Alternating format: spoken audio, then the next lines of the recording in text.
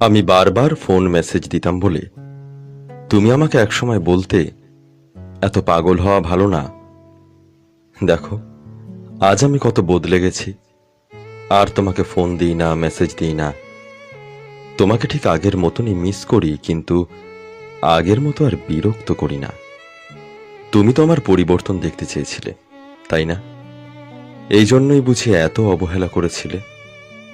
দেখো আজ আমি অনেক বদলে গেছি, অনেক চুপ হয়ে গেছি। তুমি জানো, একটা মানুষ যাকে সবচাইতে বেশি ভালোবাসে তার সঙ্গে সবচাইতে বেশি ঝগড়া করে।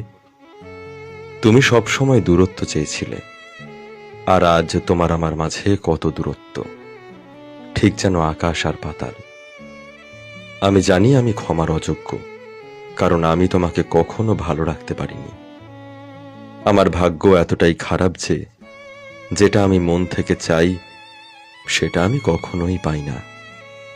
ওই যে কথায় আছে না, অভাগা যেদিকে যায় সাগর শুকায় যায়। ভাগ্যে যে জিনিস থাকে না সেটা নাকি সাধ্যের মধ্যে থাকলেও পাওয়া যায় না। হয়তো আমার ভাগ্যটাই খারাপ, পেয়েও আমি হারিয়েছি।